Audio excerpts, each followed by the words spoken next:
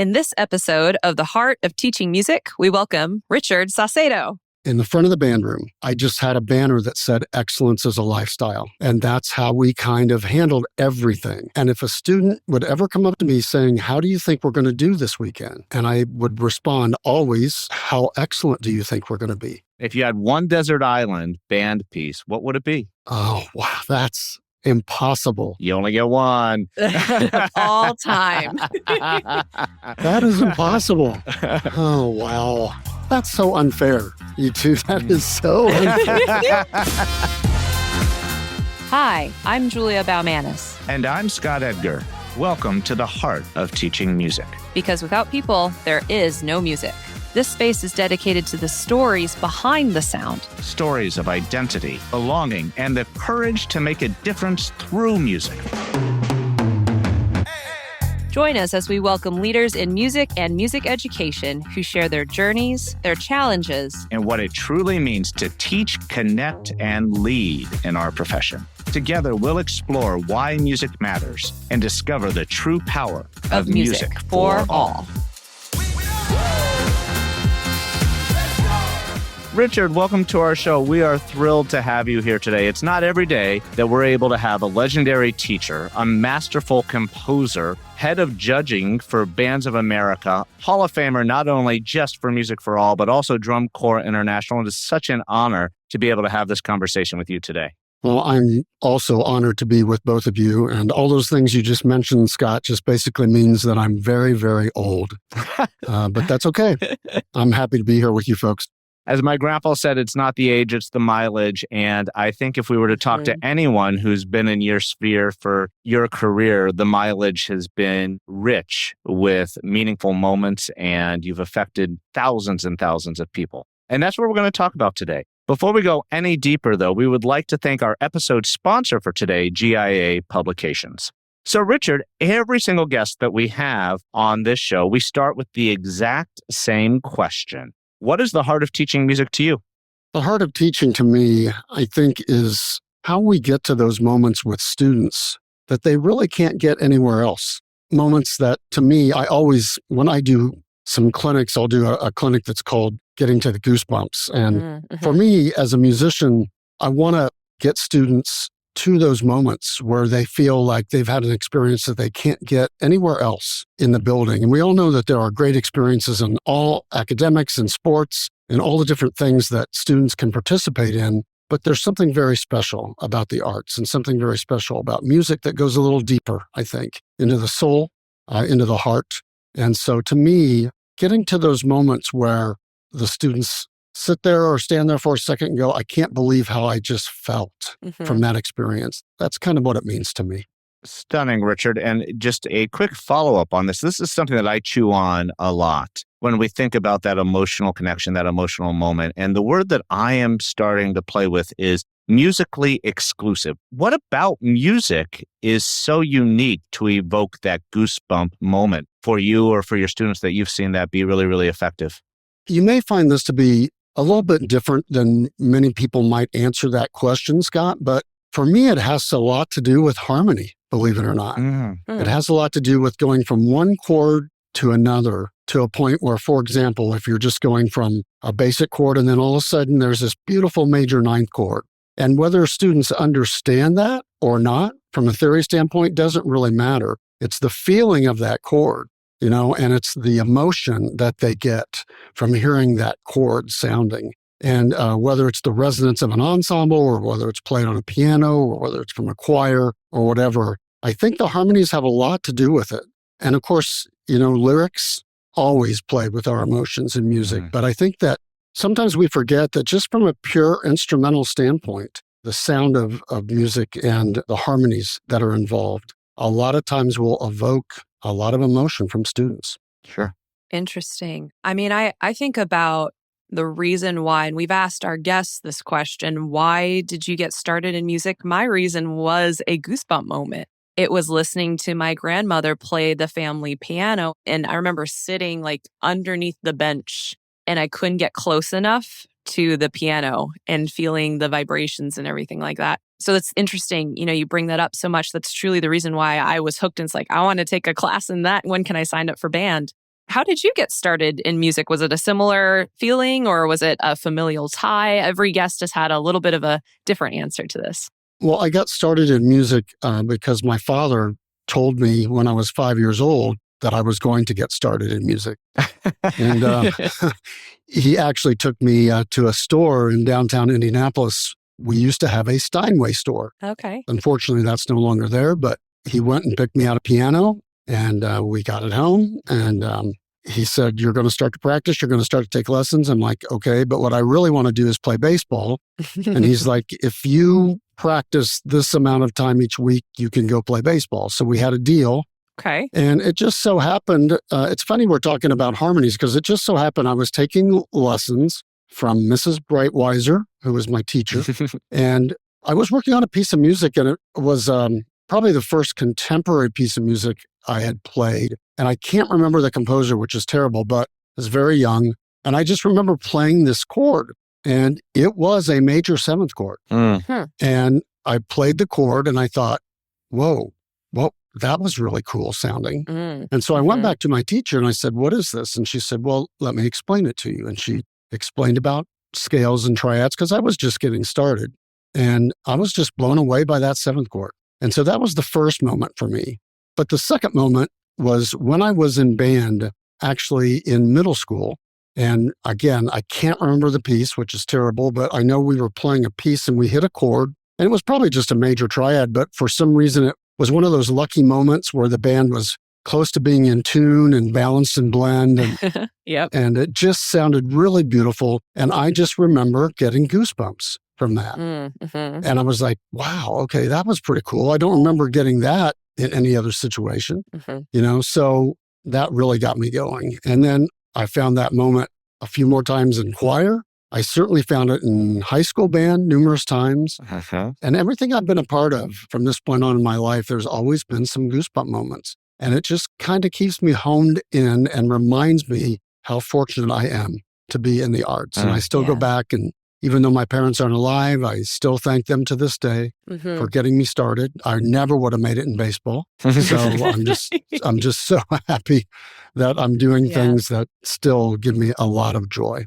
I had a really interesting band clinic at my university. We had a high school band come in and, you know, they wanted to get some feedback. So it was me and the other director at Rutgers. And we had a thing where we did the clinic with the band. And then we had a couple of collegiate chamber groups come and play for the students, which was really impressive. They had all the questions for them about what's it like to do this in college and all that kind of stuff. And then one student was really interested in asking us about AI. And if we felt like that was going to jeopardize what we do as musicians. And everybody, they asked the college students this, and everybody was like, no, because you can't replicate, again, the feeling, the goosebumps of what we're doing here. There's no way to replicate that using things like AI or whatever. It's a group activity where everything has to have that magical alignment spot for it to really have that reaction physically. So I don't know. I truly think, to your point, this is something that I call it magic. I know there's a scientific reason for all of it happening, but it truly does feel like magic. I agree with you 100%. I think that AI has its uses. I'm the first one to admit that when I'm trying to put together a clinic or when I'm trying to put together a presentation, I'll go to AI. I'm not afraid to admit that. Yeah, absolutely. Part of it's because I'm 105 years old, but you know, I need help with things like that. And I do find it being useful, but ask AI to form a goosebump like that. Nope. It's not going to happen. Right. And that's why I still think what we do is very, very special. And I still, even after doing it for this many years, I want to get as many folks involved in what we do as possible. And this will sound a little out there probably, but you look at everything crazy that's going on in the world, and I just think we need more music. It's really that simple. We just need more music, and we need more of those goosebump moments. Absolutely.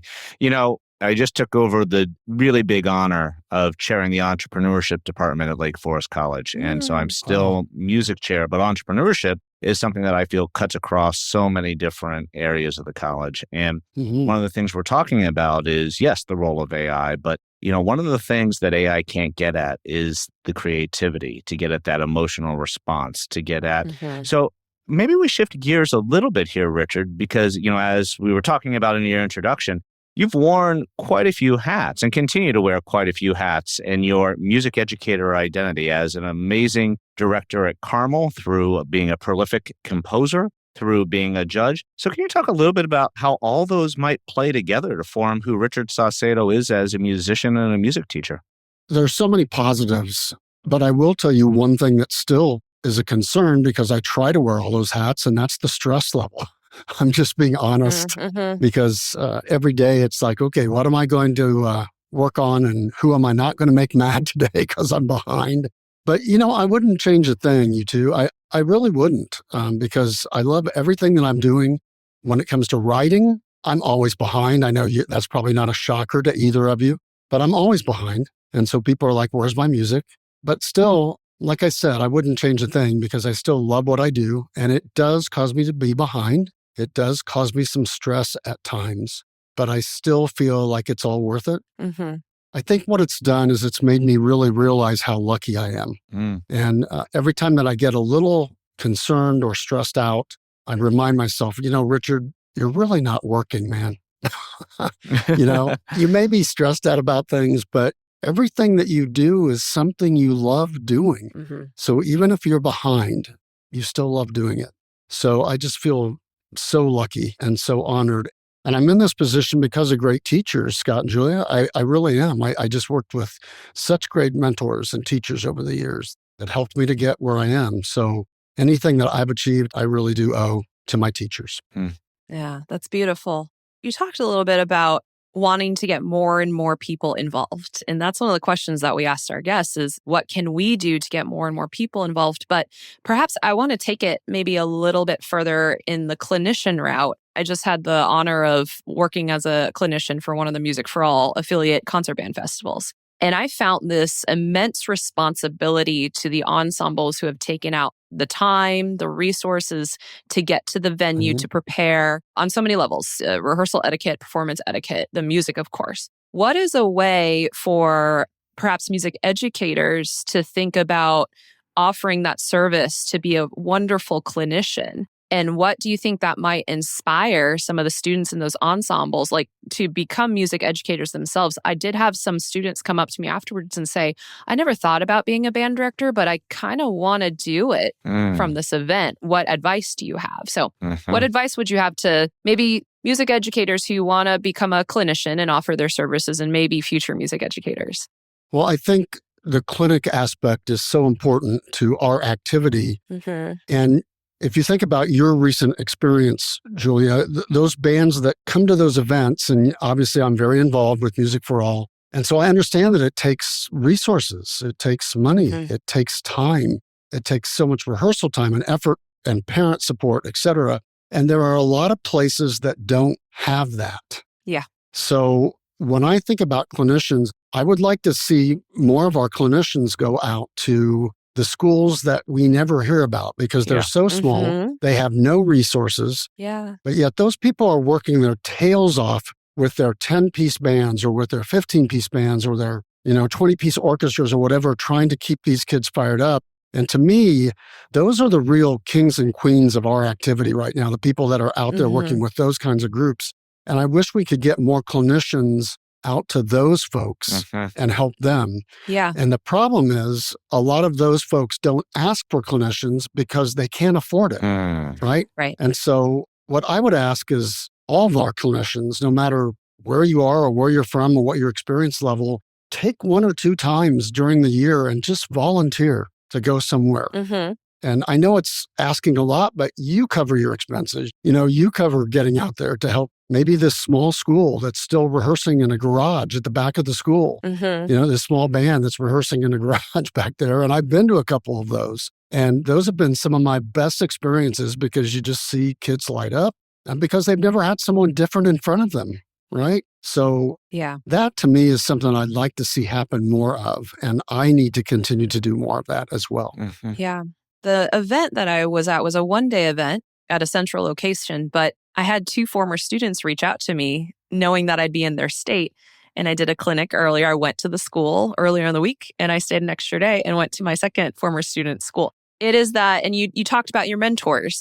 I hope that my advice and my guidance and the fact that they're reaching out is useful in that I could be somewhat of a mentor figure to them to keep them going. Because these are programs that, again, don't have people come out a ton. They don't have the resources to go to some of those. That's one of the barriers we talk about with professional develop sessions or conferences or that kind of stuff. So I think that's wildly important. Mm-hmm. I'd be interested to hear the success there because I think it's needed. Yeah. And, getting back to the Goosebump thing for a second, a lot of directors, even though we will admit we've learned a lot in college through our college experiences, we all know that getting an ensemble to the point where you can help create Goosebumps takes a lot of experience and takes some work. And so if a clinician can come in and help with that, I think that will get that group and those kids a little closer, a little sooner to a Goosebump moment. Because we all have to admit that you can play a beautiful piece of music, but if a group doesn't have the fundamental strengths to really sound good on that piece of music, like we can all play these beautiful pieces like O Magnum Mysterium or whatever, but if we get to that last chord and we don't have good fundamentals, we're not going to sound necessarily beautiful on it. So if we can get clinician help out to these different groups so they can start to get those kind of sounds and get those things happening, I think that will push those kids closer to those Goosebump moments. So I think this clinician thing is so important. And I think the more that we're willing to share our skills out there, the better. Richard, it's incredibly powerful. I want to take that thought in a slightly different direction because I know so many fabulous band directors out there, music educators out there who are just amazing, but then enters one of the most toxic things in our world, which is imposter syndrome, that they think that they don't have anything to offer. Well, who am I to go out there and work with Carmel? Who am I to go out there and work with Lake Forest College? And so what would you say to that teacher who you see brilliance in? You say, you know what, you need to go out and offer this outside of your sphere, because I think that's where service comes in, right? What can we do to really help the rest of the profession outside of our immediate circle? What would you say to that teacher? That's such a great question. And I can't tell you the number of times just in the last year that I've said to directors when I've been out doing clinics, you need to go out and talk to people about how you've gotten this band program to where you've gotten it, because people need to know. And it's exactly what you said, Scott. They will look at me and say, oh, no, I could never do that. And I'm like, what do you mean? I just heard your group. They sound great. You need to go out and do those things. And it's when I ask people too, I said, why don't you judge for Bands of America? And they're like, are you kidding me? I could not do that.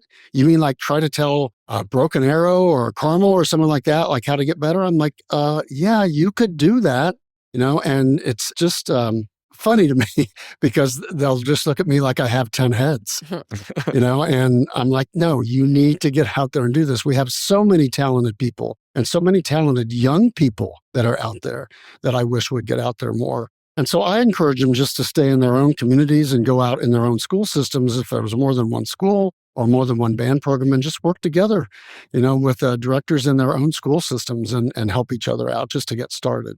So that's how I get that going. But I do try to encourage, especially our younger teachers, to get out there and work with groups because everyone needs help, especially those small programs that we're talking about. Absolutely. And I know that you and Julia and I share a heart for empowering young educators to go out and do this work. Let's take a quick break. This episode is sponsored by GIA Publications. GIA is a leading publisher of music education resources. From music play for infants to beginning band and strings methods, college-level texts to music aptitude tests, books from leading voices in music education to top-notch recordings, GIA has something for you. Visit giamusic.com to learn more. giamusic.com. Hey, HOTM family. Do you have a comment, a general question, or even a question for a specific future guest? Great, because you could be a part of a future episode. Visit musicforall.org/podcasts for a list of future guests. Then all you have to do is click the Ask a Question button. We may include your voice on a future episode. Again, to record your question, just go to musicforall.org/podcasts and click the Ask a Question button.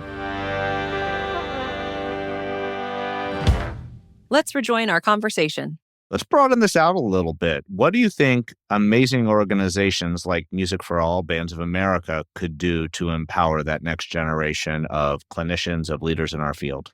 I think, first of all, and this is something that I'm sure everyone has talked about at some point, but if we're really music for all, we need to be music for all. And that takes a lot of work. And we have to go past, I think, what people would expect an organization like that would do. And along with all the different things that we are doing, I think that part of our goal has to be to find those new clinicians, to find those up and coming directors that we can maybe take under our wing a little bit and help them get to the next level so they become our next communicators. They become our next prophets, if you will, for what we're trying to do.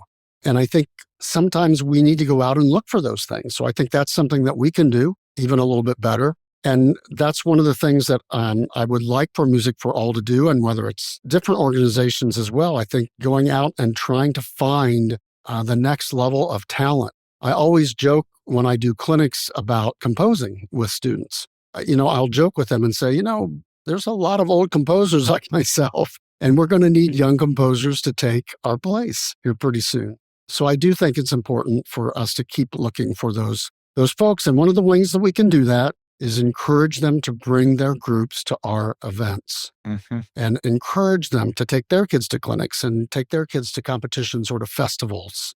It was so funny because I was at a festival in San Diego a couple weeks ago, and there was a group that came out that had, I think, 12 students in their group. And they struggled. And I was the clinician, and I went up to them, and the first thing I did was hug that band director. And he said, "Why did you just give me a hug?" And I said, "Because you just brought a band of 13 to a major band clinic where you knew there were going to be clinicians that said, you have to do this better, you have to do this better, but you brought them, And I looked at the kids and I said, do you understand how lucky you are to have a teacher like that?" And I said, "How did you feel you performed?" They all went, "Well, we had a lot of problems." And I said, "Yeah, but do you think you're going to get better?" And they're like, "Oh yeah, we're going to get better because we're here." And I pointed to the director. I said, "That's because of him," and they were all shaking their heads. And so I think it's finding more people like that are willing to take that chance, and say, I'll put myself out here because I know I could get better and I want help. And if we can get more people to do that, man, I just think it's going to take our profession a long way.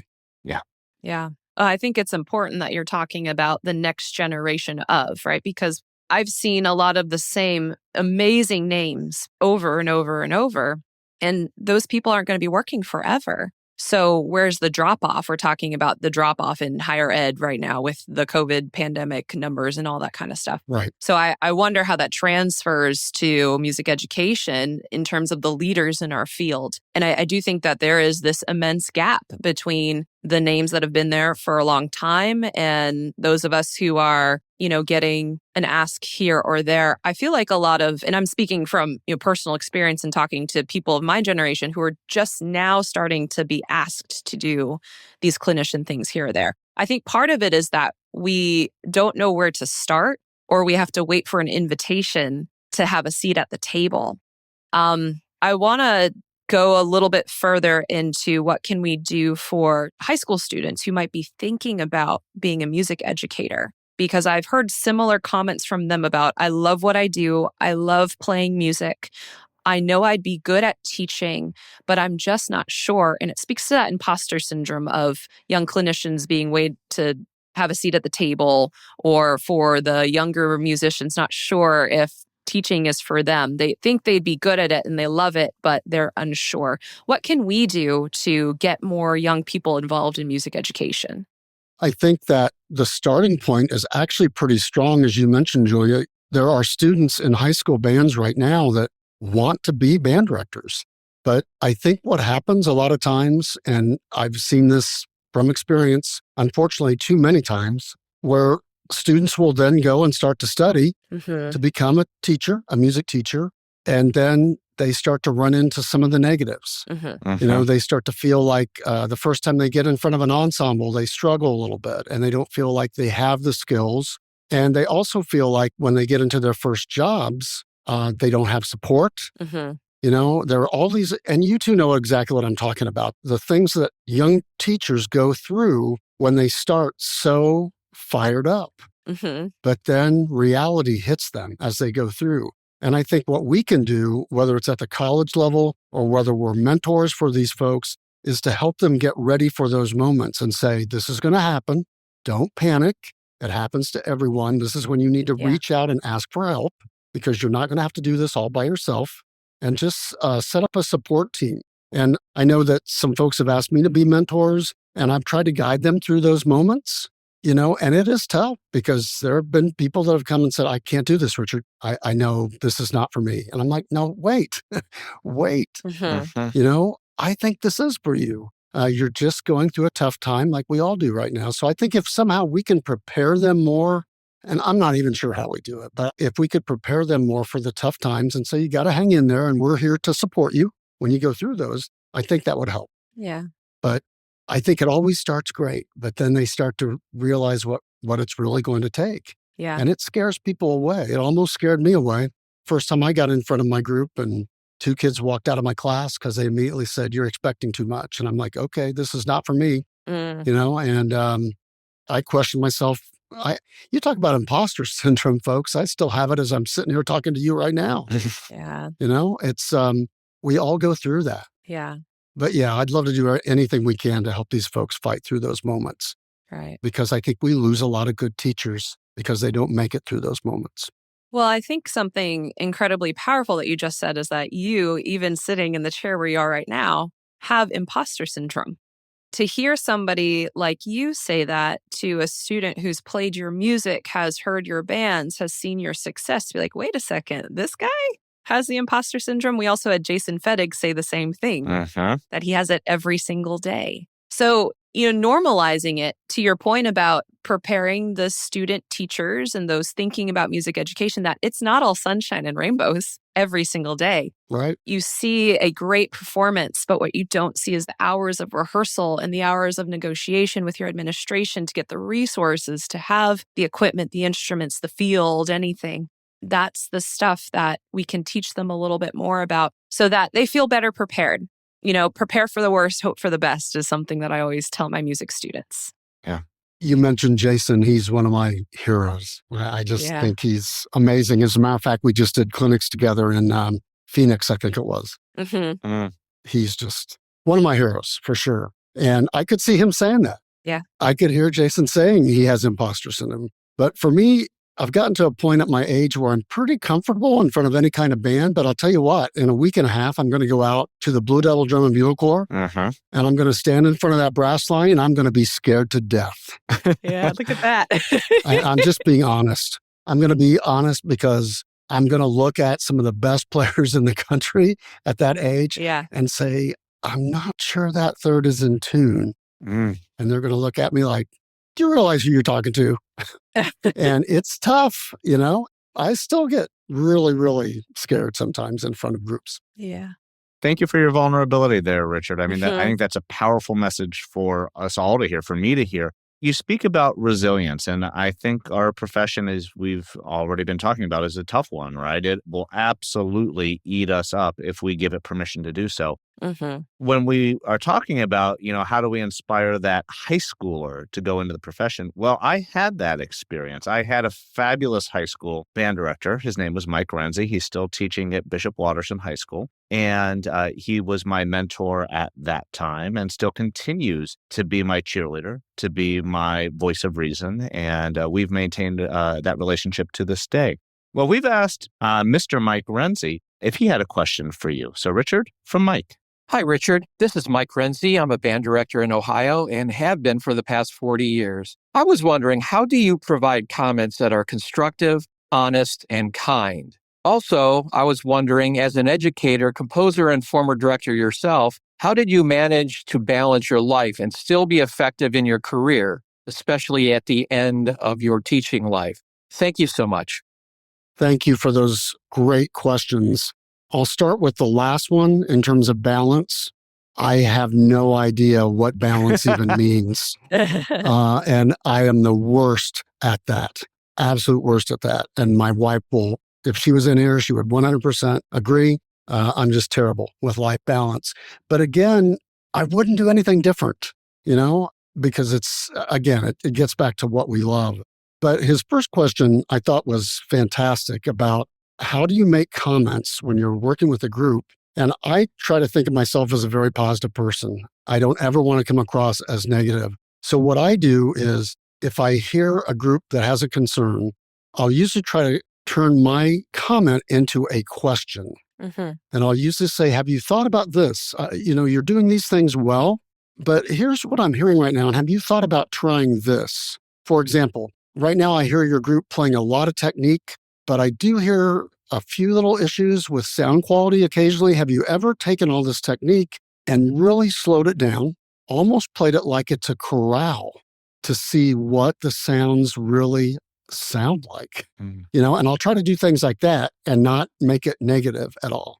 And it did take me years to learn to do that because it was a lot easier when I was younger just to say, that's wrong, that's wrong, that's wrong, that's wrong. But I've kind of learned, we all have feelings, and our job as clinicians or judges or evaluators is to instill confidence and try to help, and not be negative. So I try to turn as many things into questions as I positively can.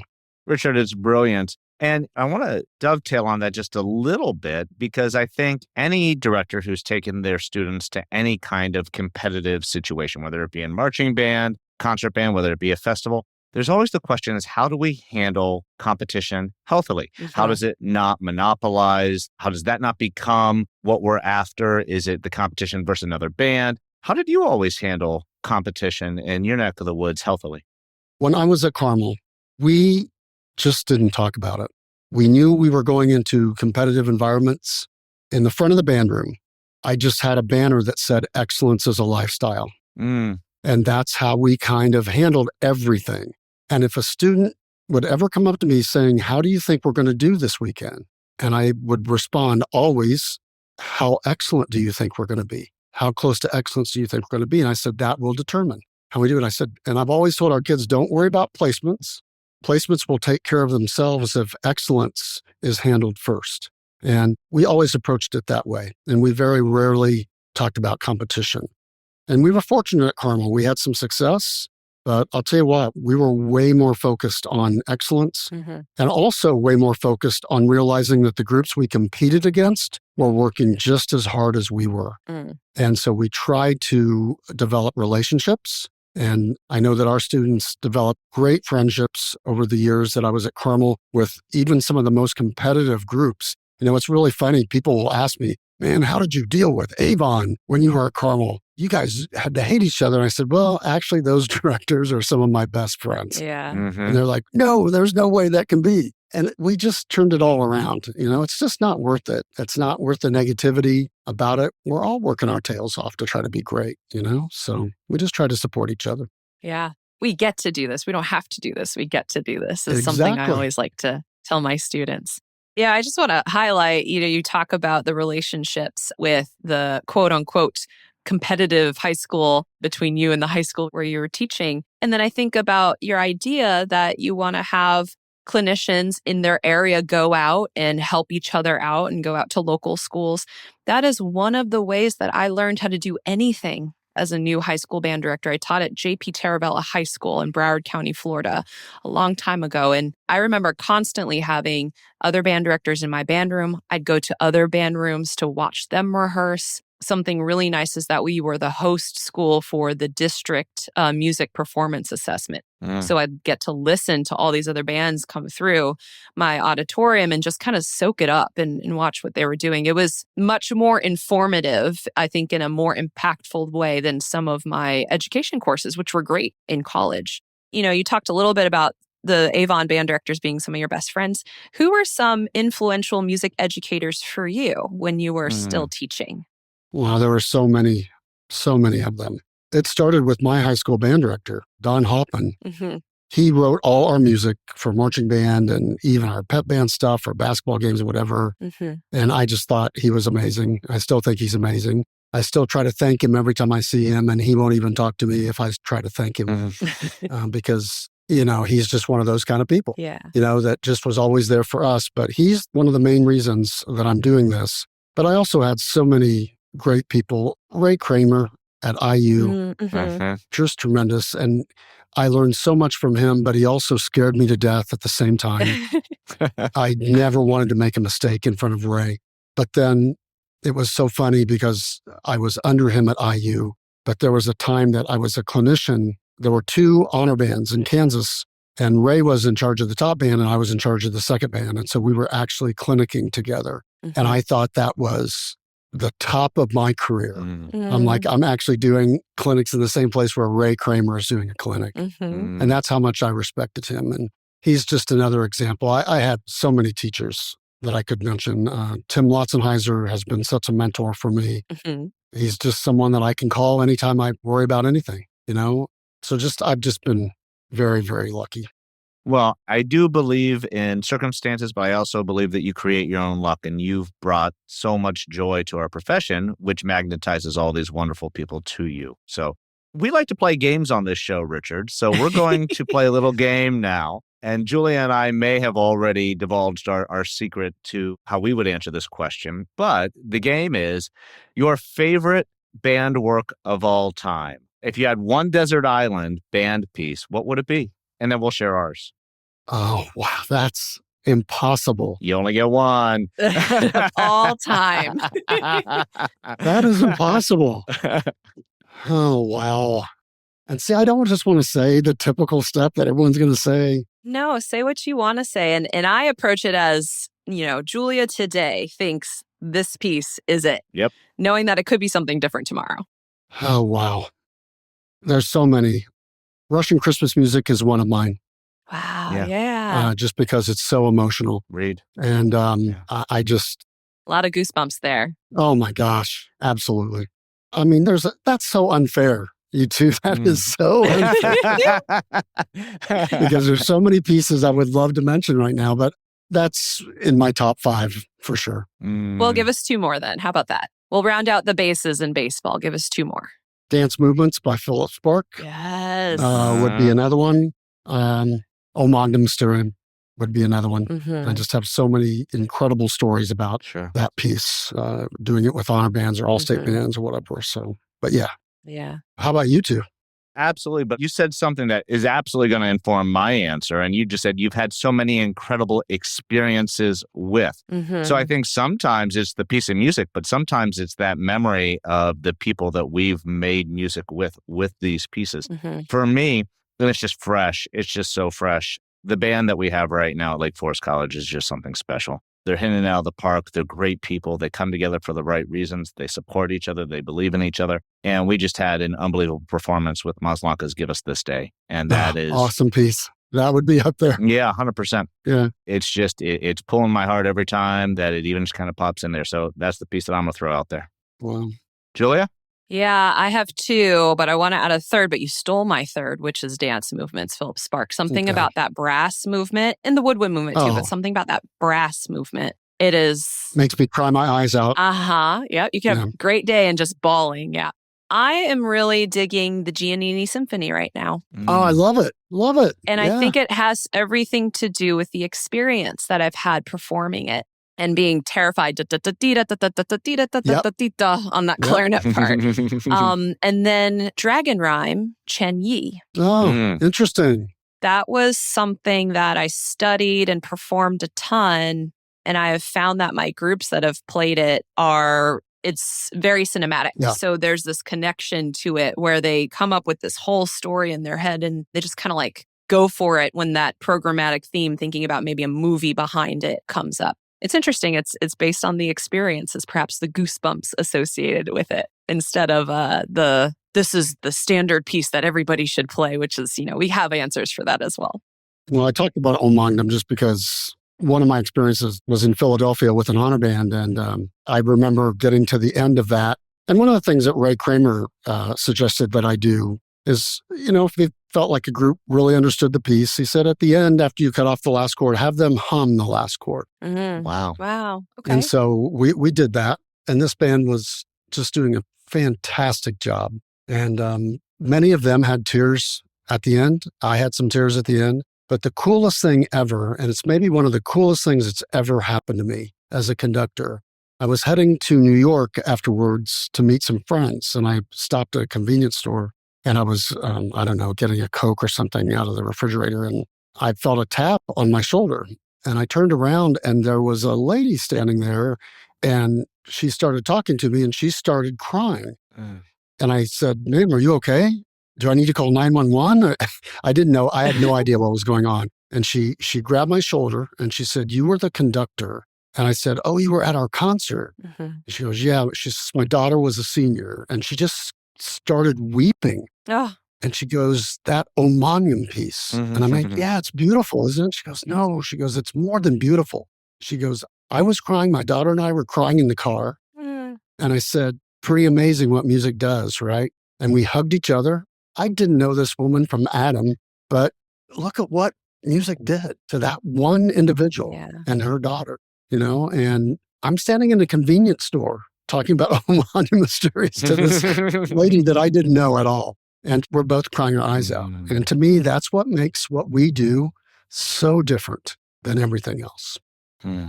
Richard, as we bring our time to an end, we like to do something at this point in our show that we call gems. We share one or two things that really kind of stuck out and really touched our hearts. So, Julia, you want to go first, friend? What was your gem from today? Yeah, my gem is what was on your banner. Excellence is a lifestyle. But I'm also thinking about the definition of the term excellence. What does that mean? And I think what I can take away from this conversation is that excellence is the way that you use whatever tools you have to connect with other human beings. To your point, we need this right now more than ever. And if that's the definition of excellence, then that should be the lifestyle we live. Very cool. Richard, what was your gem? My gem was just being on with you two. I just never want to take these things for granted. I'm just so lucky. I'll just leave it at that. Well, you are such a gift. My gem, for me, it's something that I've been struggling with, and I think that it's something to fall into with a world that is chaotic right now, to fall into spaces of negativity. And when we were talking about competition, Richard, you said the negativity just isn't worth it. And just to be unapologetic about that the negativity just isn't worth it. And music can be that antidote. Any final thoughts, or what's next for Richard Saucedo? As soon as we finish here, I'll get back to work on my next piece and my next project that I need to send to my friends at Music for All and try to keep up with everything. I think we're going to go see my son at Ball State tonight and have dinner with him. And I don't get to see him that often because I'm on the road so much. So I'm looking forward to that. And, like I said, I'm just really, really lucky, and I try never to forget that. But I'm so honored that you two had me on. It just means the world. So thank you so much. Thank you, friend. We want to thank our episode sponsor for today, GIA Publications, for all of their support in helping us to make conversations like this possible. For Music for All, I'm Scott Edgar. And I'm Julia Baumanis. This has been The Heart of Teaching Music.